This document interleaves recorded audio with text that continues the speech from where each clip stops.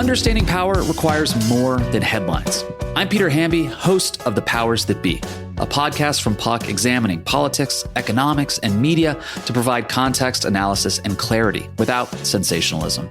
We ask how power operates, who benefits, and what's at stake. If you want to move beyond breaking news to deeper understanding, join us on The Powers That Be. New episodes every weekday. Follow The Powers That Be wherever you get your podcasts.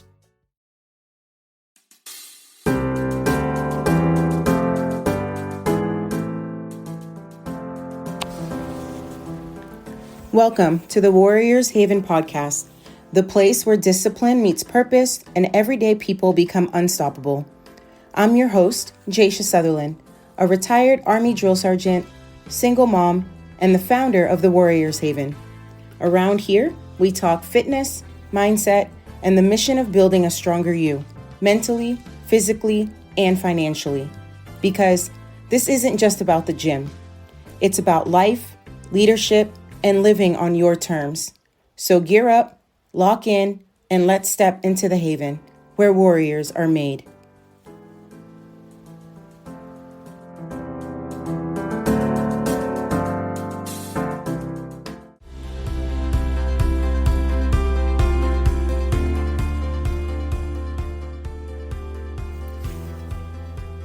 Hi, friend. Welcome back to the Warriors Haven podcast. I'm your host, your favorite Drill Sergeant Jay. And today, I'm going to challenge something you've probably believed your entire life. What if your body isn't fighting against you? What if every pound you've struggled to lose, every craving that seems impossible to ignore, every late night trip to the pantry, every failed diet, every time you've looked in the mirror and blamed yourself, was never a lack of discipline? What if your body has been trying to save your life this entire time? Now, before you roll your eyes and think, here comes another person telling me it's hormones, stay with me, because that's not what we're going to do today. We're going somewhere much deeper. By the end of this episode, you'll understand why two people can eat the exact same meals, exercise the exact same amount, sleep the same number of hours, and one loses weight while the other doesn't. You'll understand why some people seem to gain weight during the most stressful seasons of their lives, even when they swear nothing's changed.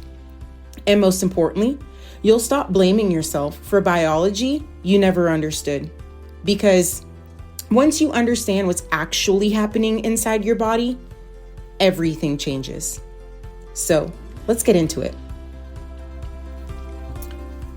When most people think about stress, they picture being overwhelmed. Deadlines, bills, traffic, an argument with their spouse, a screaming toddler, military transition, divorce, losing someone you love, running a business, trying to survive. But here's the problem. Your brain doesn't categorize stress the way you do. It doesn't care whether you're running from a predator or refreshing your bank account every 10 minutes because you're worried about money. To your brain, stress is simply one question. Am I safe?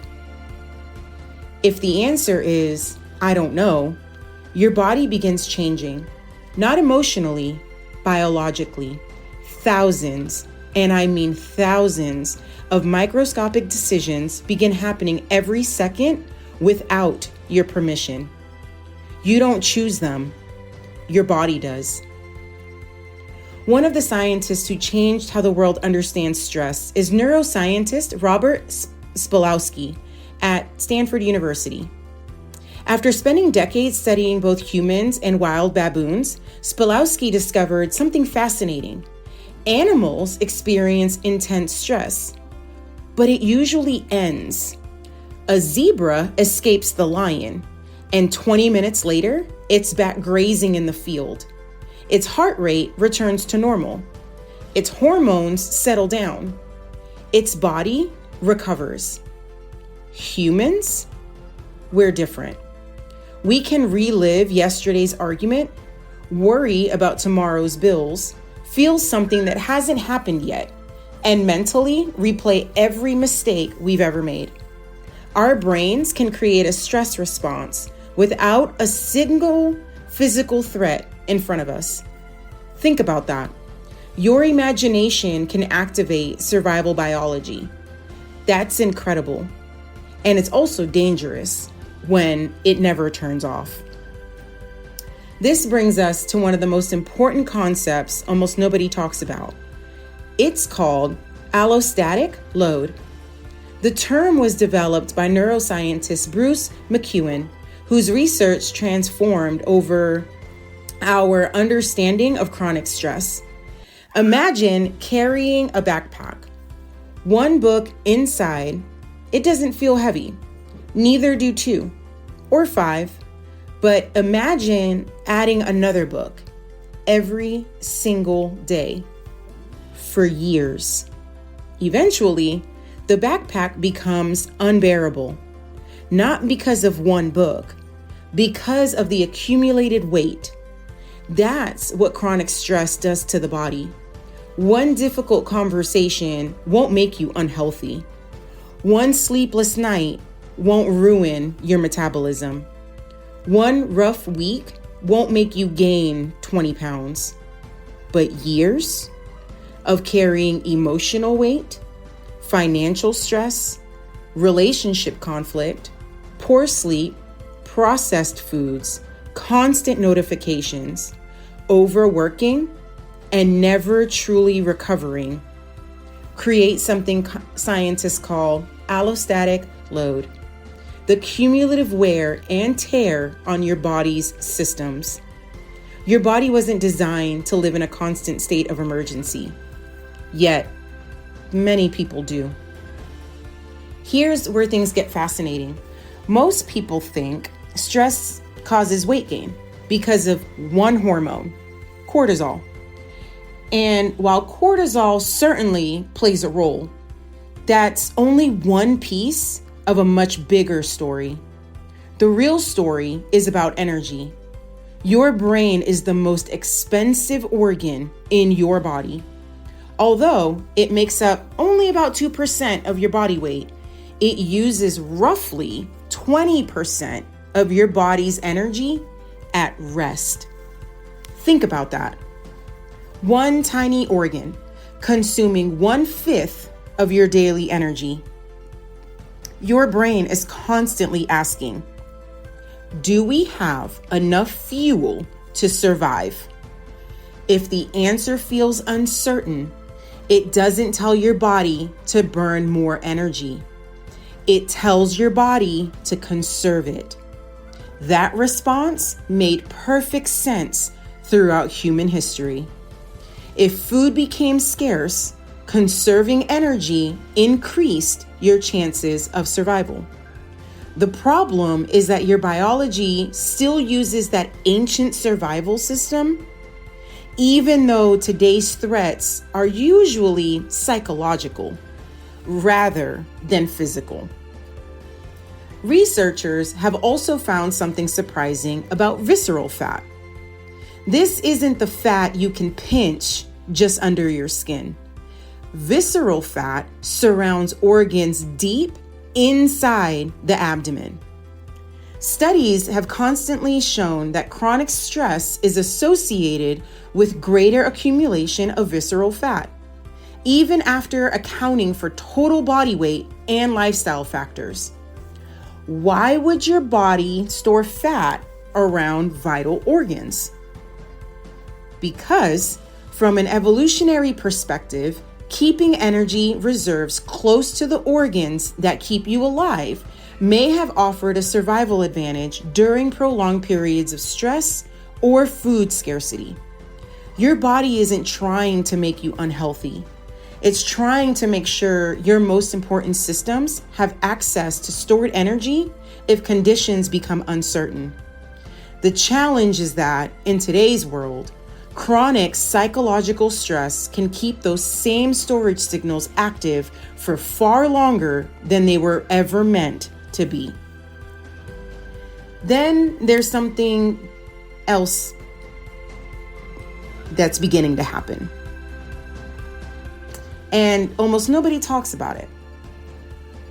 Your body quietly starts changing how much you move. Not because you're lazy, because your brain is trying to conserve energy.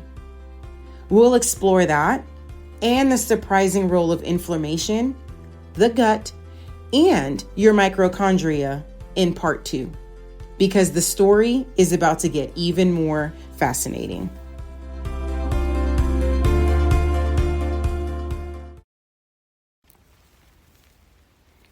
Hey, it's your favorite Drill Sergeant Jay.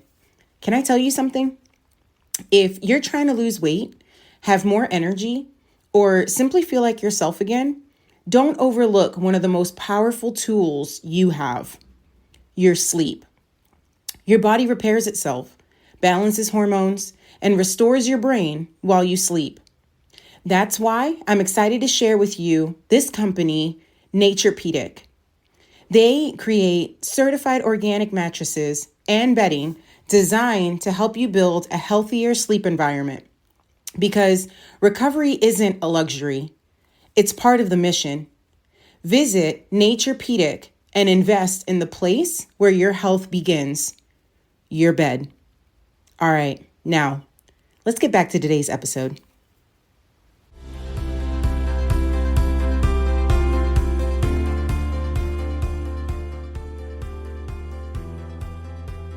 Before the break, I told you something that probably challenged what you believed for years.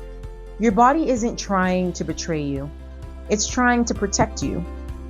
Now, let's go even deeper, because what I'm about to tell you completely changed the way I look at stress, not just mentally, but biologically.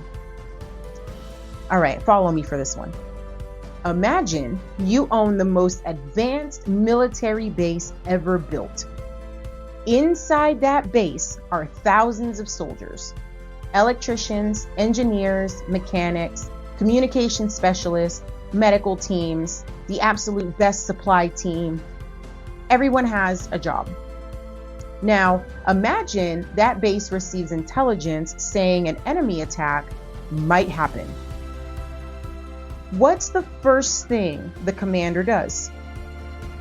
He doesn't start building a basketball court. He doesn't repaint the buildings. He reallocates resources towards survival.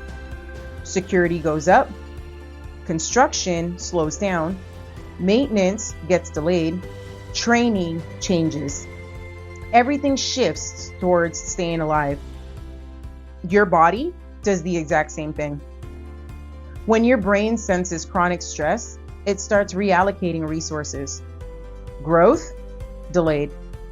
Recovery, delayed. Fat burning, not the priority. Survival becomes the mission. Here's something almost nobody talks about. Stress changes your immune system. For decades, scientists thought stress simply weakened immunity. Today, we know it's more complicated. Researchers have found that chronic stress can leave the immune system in a persistent, low-grade inflammatory state. Instead of switching on briefly and then calming down, the system can stay partially activated for long periods.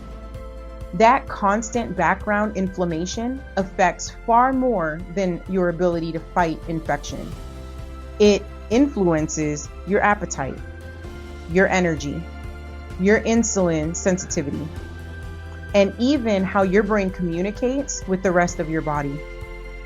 One of the leaders in this field, neuroscientist Bruce McEwen, showed that chronic stress doesn't just affect your mind. It reshapes how multiple body systems work together over time. It's like leaving the engine of your truck idling 24 hours a day.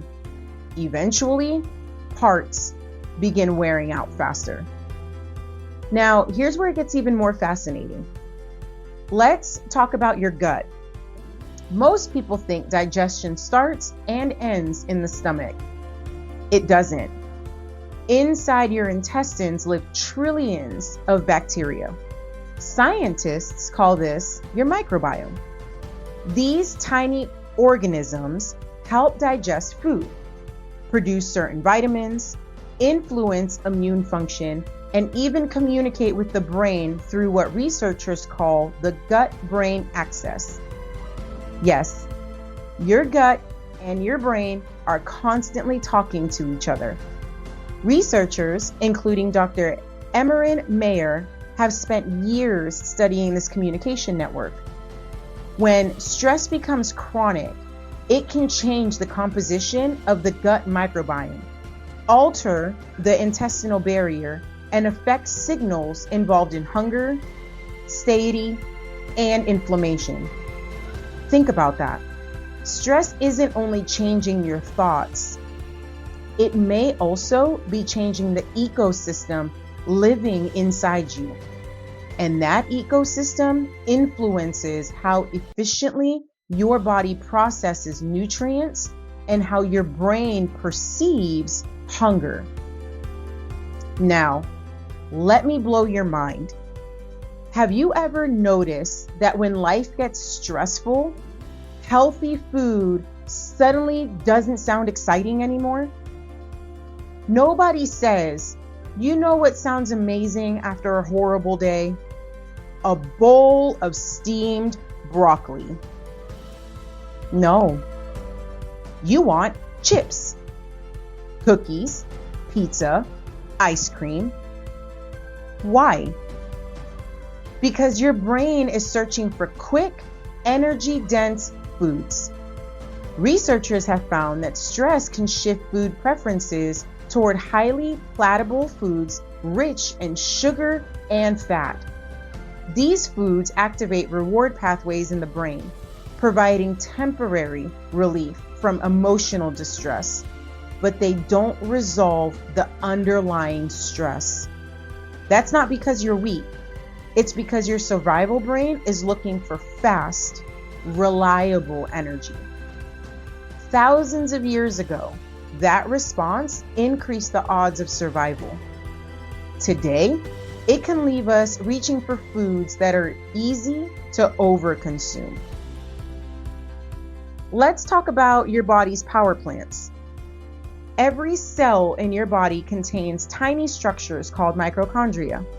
If you've listened to previous episodes, you know these are responsible for producing much of the energy your cells use.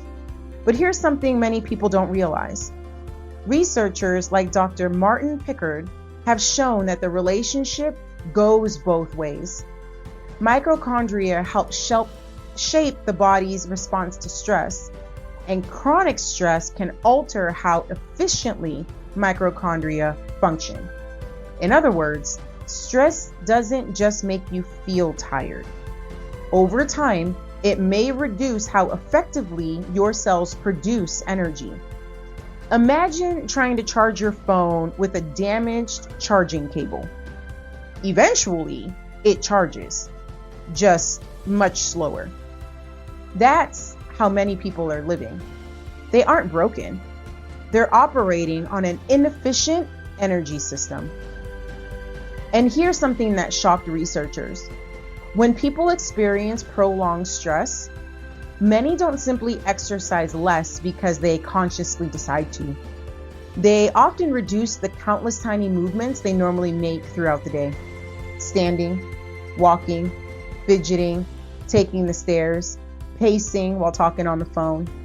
Scientists call this non-exercise activity thermogenesis, or NEAT, N-E-A-T. Research from obesity scientist Dr. James Levine showed that differences in NEAT can account for hundreds of calories burned per day between individuals. Under chronic stress or fatigue, these small but almost unconscious movements have declined. Your brain quietly conserves energy, not because you're lazy, because it believes resources should be protected. Again, your biology thinks it's helping you survive. Let's talk about your thyroid for a moment. The thyroid helps regulate metabolism by releasing hormones that influence how your body uses energy. Under prolonged stress, some research suggests that conversion of the storage hormone T4 into the more biologically active hormone T3 may become less efficient in certain people, especially alongside illness, inadequate nutrition, or chronic psychological stress. This doesn't happen to everyone, but it's not the whole story behind weight changes. It illustrates an important principle. Your body's systems don't work in isolation. When one system is under prolonged pressure, others can adapt. The body is always trying to maintain balance, even when those adaptations make fat loss feel harder. So let's pause for a second. Think about everything we've covered. Stress can influence inflammation. It can affect communication between your gut and brain. It can change food preferences. It can reduce spontaneous movement. It can affect cellular energy production. And it can alter how multiple hormonal systems coordinate. No wonder simply telling someone to eat less and move more often misses the bigger picture. Your body is an incredibly sophisticated survival system. The question isn't, why am I failing? The better question is, what is my body responding to? Because once you understand that, you stop fighting yourself and you start working with your biology instead of against it.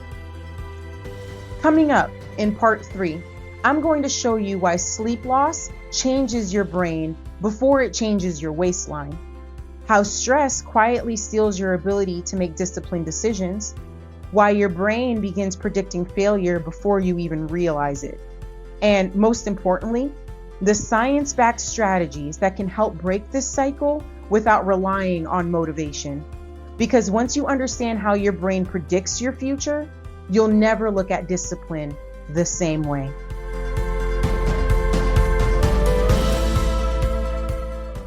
Hey, it's your favorite Drill Sergeant Jay. I hope you're getting massive value out of today's episode. If you are, hit subscribe right now and leave a quick review. It helps us reach more warriors ready to rebuild their identity. If you want to step up your discipline, join our school community, the Warriors Haven Inner Circle. That's school.com, SKOOL.com. Find the Warriors Haven Inner Circle. Plus, my new book is coming out towards the end of this year. It's built for people who are tired of relying on motivation and ready to rebuild their life through discipline, science, and purpose. The links are in the show notes. Now, let's finish strong.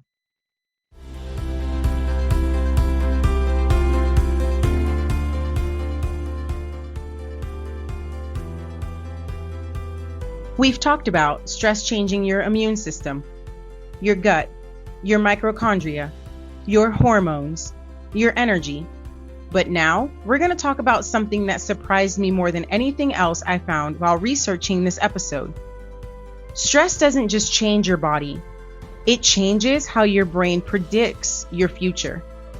Let me explain. Imagine you've walked through the woods 1,000 times, every day, same trail. Then one afternoon, you almost step on a rattlesnake. You jump back. Your heart races. You survive. The next day, your brain remembers. Not because it wants to scare you, because it wants to protect you. Now, every stick looks like a snake. Every sound gets your attention. Your brain begins predicting danger before danger actually exists. That's how incredible survival system works. Now, apply that same principle to your daily life. Maybe you've tried 10 diets. Maybe you've lost weight. only to gain it back. Maybe you've promised yourself every Monday that this time is different. Your brain notices patterns. It starts predicting outcomes, not because it wants you to fail, because prediction is one of the brain's primary jobs. Neuroscientist Dr. Lisa Feldman Barrett describes the brain as a prediction machine. Rather than simply reacting to events, it constantly uses past experiences to anticipate what will happen next and prepare the body accordingly. That's efficient. But it also means old experiences can influence present behavior. If your brain repeatedly associates stress with comfort eating or exhaustion with skipping workouts, those responses become increasingly automatic. Now, let's talk about sleep, because this might be the missing piece for many of you listening. Most people think sleep is simply about feeling rested. It's much bigger than that. Sleep is when your brain performs maintenance. It clears waste products, strengthens important memories, supports learning, regulates hormones involved in hunger and satiety. Research led by sleep scientist Dr. Matthew Walker has shown that even one night of restricted sleep can shift hormones related to appetite. Ghrelin, the hormone that stimulates hunger, tends to increase, while leptin, which signals and helps signal fullness, tends to decrease. In practical terms, you often feel hungrier and less satisfied after eating. Studies have also found that sleep restriction is associated with a stronger preference for calorie-dense foods. Think about that. After poor sleep, your body isn't just tired. It's nudging you towards foods that provide quick energy. Again, not because you're weak, because your body is trying to solve what it perceives as an energy shortage. Here's something else. Researchers have found that when people are sleep deprived, activity in the prefrontal cortex, the area involved in planning, impulse control, and long-term decision making, can become less effective. At the same time, brain regions involved in emotional responses and reward become more reactive. So after a rough night, you're asking the part of your brain responsible for self-control to perform at its best, while it's already operating below its usual capacity. It's a little like asking someone to drive across country with almost no fuel in the tank. Can it be done? Sometimes. Is it harder? Absolutely. This isn't an excuse, it's an explanation, and understanding the difference matters.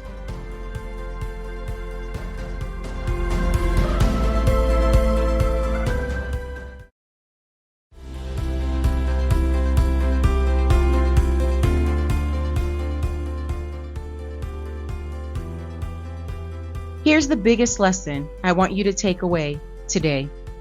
Your body is not your enemy. Let me say that again. Your body is not your enemy.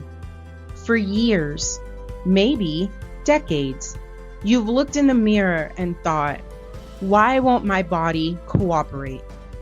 But what if your body has been asking a different question? What do I need to do to keep you alive? Every craving, every shift in energy, every night you struggled to sleep, every season where fat loss felt harder than before, your body wasn't punishing you. It was adapting. Sometimes those adaptations are helpful in the short term, but when stress never lets up, The same systems that once protected you can begin working against your long-term health. The answer isn't to hate your biology. It's to understand it. So what do we do now? You stop trying to fight your body and start sending it a different message. A message of safety, a message of recovery, a message that the emergency has passed. That starts with the basics. Protect your sleep as if it's part of your training. Move your body consistently, even if it's just a walk around the block. Eat in a way that supports stable energy instead of chasing perfection. Build moments of genuine recovery into your week. Talk to someone you trust when stress becomes overwhelming. And remember, progress isn't about eliminating stress. Life will always include stress. The goal is to become better at recovering from it. Recovery is where resilience is built. As a retired drill sergeant, people often assume discipline means pushing harder, doing more, grinding longer. But here's what the military taught me. The strongest units aren't the ones that never face adversity. They're the ones that recover well enough to be ready for the next mission. Your body works the same way. You don't become stronger during the workout. You become stronger during the recovery. The same principle applies to your brain. The same principle applies to your life. So here's the challenge I want to leave you with this week. Stop asking, why can't I lose weight? Instead ask, what is my body trying to tell me? Because that question changes everything. Maybe your body isn't asking for more willpower. Maybe it's asking for more sleep. Maybe it's asking for less chaos. Maybe it's asking for movement instead of punishment. Maybe it's asking for connection instead of isolation. Maybe it's asking you to finally stop treating yourself like the enemy. At the Warriors Haven, we don't believe discipline means ignoring your biology.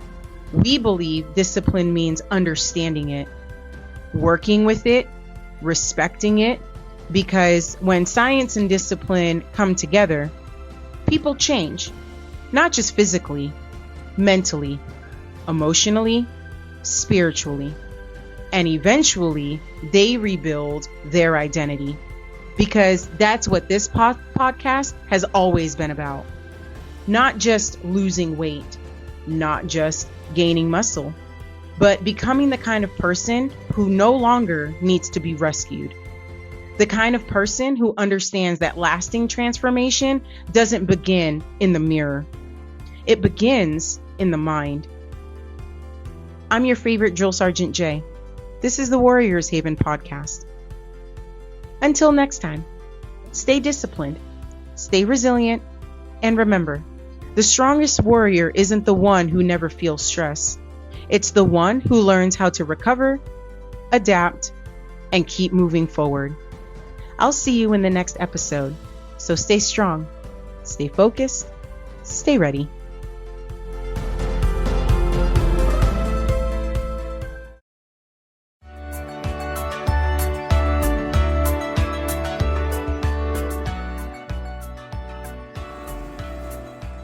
Hi, friend. Thanks for tuning into the Warriors Haven podcast, where we turn discipline into freedom and help you build the body, mindset, and lifestyle you deserve. If today's episode fired you up or gave you just that little push you needed, don't stop here. Head on over to thewarriorshaven.com, where you'll find details on how to jumpstart the next version of you. Remember, it's not about being perfect. It's about showing up for yourself every single day. So until next time, stay strong, stay focused, and stay ready. I'm Jeshia Sutherland, and you're listening to the Warriors Haven podcast.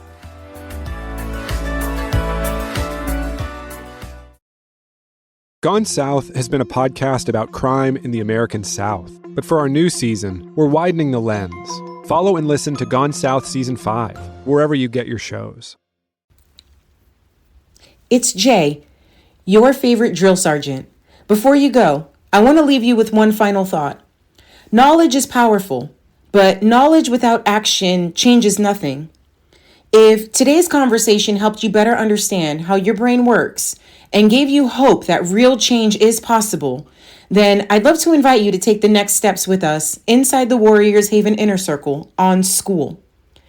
It's a community built for people who are ready to stop living on autopilot and start building a life rooted in discipline, resilience, and intentional growth. Every week, you'll find practical coaching, mindset training, neuroscience-backed strategies, accountability, and a community of people committed to becoming stronger together. One decision at a time. Again, you can find the Warriors Haven Inner Circle on school.com. That's SKOOL.com. And if this episode resonated with you, I'm excited to share that my first book, The Warriors Haven Edge, is scheduled to release later this year. It's everything I've learned from the military, neuroscience, leadership, and coaching, combined into a practical framework to help you rebuild your identity, reclaim your energy, and create lasting change from the inside out. You can join the exclusive book waitlist today at thewarriorshavenbook.com and be among the first to receive updates, exclusive content, and launch announcements. Again, that waitlist can be found at thewarriorshavenbook.com. Thank you for spending part of your day with us. If this episode encouraged you, challenged your thinking, or helped you see yourself differently, please share it with someone who needs to hear it. Your support helps us reach more people who are searching for hope, clarity, and a path forward. Until next time, stay disciplined, stay curious, and never settle for the person you were yesterday. Your next chapter starts with the decision you make today. Until next time, stay strong, stay focused, stay ready. I'll catch you on the next episode.